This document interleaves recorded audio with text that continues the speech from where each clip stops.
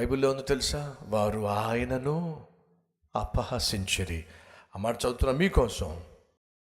39వ వచనము, లోపలికి పోయి మీరేలా గొల్లు చేసి ఏడ్చుచున్నారు, ఈ చిన్నది నిద్రించుచున్నదే గాని చనిపోలేదు అని వారితో చెప్పాను. అందుకు వారు ఆయనను అపహసించిరి, అవమానపరిచారండి. అద్భుతం చేయడానికి వస్తే యేసయ్యను అవమానపరిచారు. ఎస్, లోకం మనల్ని అర్థం చేసుకోదు. లోకం మన విశ్వాసాన్ని అర్థం చేసుకోదు.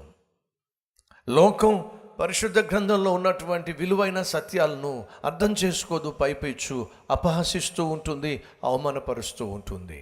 క్రైస్తవ విశ్వాసం ప్రకారము మనకు మరణము లేదు. ఒక విశ్వాసి ఈ భూమి మీద లోకానుసారంగా మరణించాడు అంటారు కానీ వాస్తవంగా మరణించట్లా. ఎందుకని? మరణించిన వాడు తిరిగి లేచే ప్రసక్తి లేదు, కానీ నిద్రించేవాడు తిరిగి లేస్తాడు. క్రైస్తవుడైనటువంటి వాడు మరణించినట్లయితే తిరిగి లేస్తాడు. ప్రభు అయిన యేసుక్రీస్తే మాటిచ్చాడు, నేను అతనిని తిరిగి లేపుతా.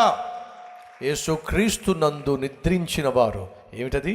యేసుక్రీస్తు నందు నిద్రించిన వారు ధన్యులు. సహోదరుడా, సహోదరి, లోకం అంటుంది చచ్చిపోయాడో, మరణించాడో. యేసు అంటున్నాడు, నా బిడ్డలు మరణించరు, మరి నిద్రపోతారు. బిడ్డ ఆడుకొని అలసిపోయి వచ్చి ముందు గదిలో సోఫా ఉంటే ఆ సోఫాలో పడుకుంటాడు. అలా అలసిపోయి వచ్చిన కొడుకు సోఫాలో పడుకున్నప్పుడు తండ్రి లేక తల్లి ఏం చేస్తుందో తెలుసా? ఆ కొడుకుని తీసుకెళ్ళి చక్కని బెడ్రూమ్లో పడుకోబెడుతుంది. ఆ కొడుకు కళ్ళు తెరుస్తాడు. ఎక్కడ తెరుస్తాడు చెప్పండి? బెడ్రూమ్లో కళ్ళు తెరిచాడు, కానీ పడుకుంది ఎక్కడ? హాల్లో పడుకున్నాడు. నువ్వు నేను ఈ లోకయాత్రలో అలసి మనం విశ్రమిస్తాం. నా ప్రభు నీకు తెలియకుండానే నిన్ను మోసుకొని వెళ్ళి తన ఇంట్లో ప్రవేశపెడతాడు. నువ్వు కళ్ళు తెరిస్తే ఏం కనిపిస్తుంది నీకు? పరలోకం కనిపిస్తుంది. ఇది తండ్రి కుమారుల బంధం. సృష్టించిన సృష్టికర్తకు సృష్టించబడిన మనిషికి మధ్య దేవుడు ఏర్పరిచిన అద్భుతమైన ఆత్మీయ బంధం. క్రైస్తవ సంఘమా, సమాజమా, నీకు నాకు మరణం లేదు. ఎందుకని? మరణపు ముళ్ళును నా ప్రభువైన యేసుక్రీస్తు విరిచేశాడో, ఇక నీకు నాకు మరణం లేదు. మరి మనం చనిపోతాం కదండి, అది శరీర సంబంధమైన మరణం. కానీ నువ్వు కన్ను మూసిన వెంటనే పరలోకంలో కన్ను తెరుస్తావు, యుగ యుగములు ప్రభుతో జీవిస్తావు. ఆమె నిద్రపోతుందయ్యా అని అంటే వాళ్ళు ఏం చేశారో తెలుసా? అపహసించారు, అవమానించారు, అనుమానించారు.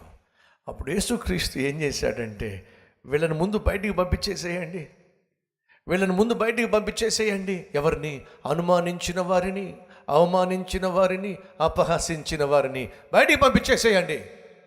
ఒకవేళ నేను ఉంటే అడిగేవాడిని, ప్రభువా ఎందుకని నన్ను అనుమానించిన, నన్ను అవమానించిన, నన్ను అపహసించిన వారికి నేను చేసే అద్భుతములు చూసే హక్కు లేదు. అర్థమైందా? దేవుణ్ణి నువ్వు అనుమానిస్తున్నావా?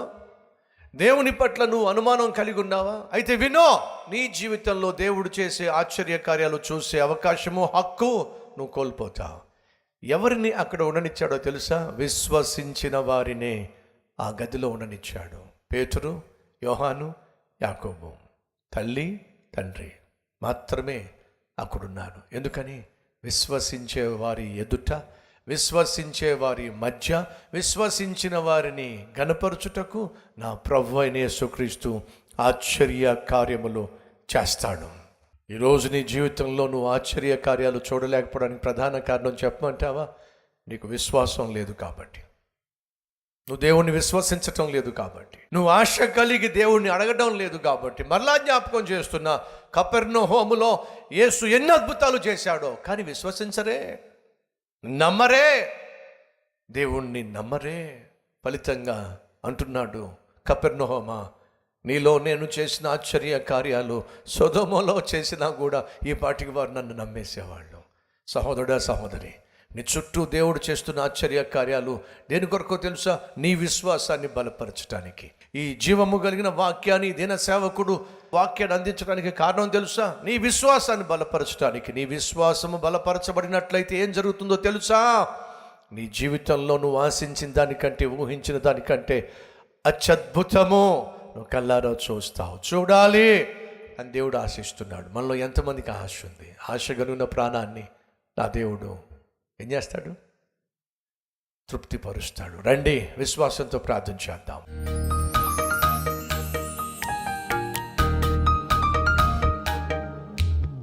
మహాపరిశుద్ధుడు అయిన ప్రేమ కలిగిన తండ్రి, ఆయన మా జీవితాల్లో మా ప్రార్థనలకు ఆలస్యం ఆలస్యం ఆలస్యం అని మేము అంటున్నాం, కానీ వాస్తవంగా మేము ప్రార్థన చేయాల్సిన సమయంలో చేయలేదు నాయన. నీ పాదాలు పట్టుకోవాల్సిన సమయంలో పట్టుకోలేదయ్యా. నీ సన్నిధిలో మోకరించవలసిన సమయంలో మోకరించలేదు నాయన. ఆలస్యం మేం చేశామయ్యా, మమ్మల్ని క్షమించు నాయన. ఏనాడు నువ్వు ఆలస్యం చేసేవాడివి కాదు, అలక్ష్యము చేసేవాడివి అసలే కాదు నాయన. ఒకవేళ నువ్వు ఆలస్యం చేసినా దాని వెనుక మహా గొప్ప ఆశ్చర్య కార్యాన్ని, ఆశీర్వాదాన్ని దాచిపెట్టిన దయగలిగిన దేవుడు నాయన.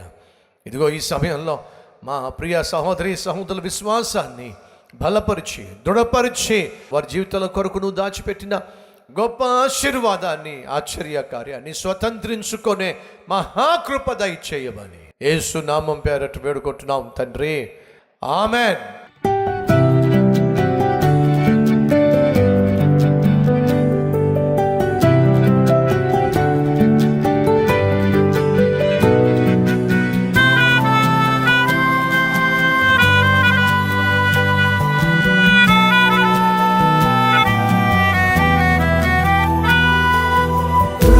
డైలీ డివోషన్ మీకు ఆశీర్వాదకరంగా ఉంటే 10 మందికి షేర్ చేయండి, లైక్ చేయండి, ఒక కామెంట్ పెట్టండి. దేవుడు మీకు తోడై ఉండును గాక. షలోమ్.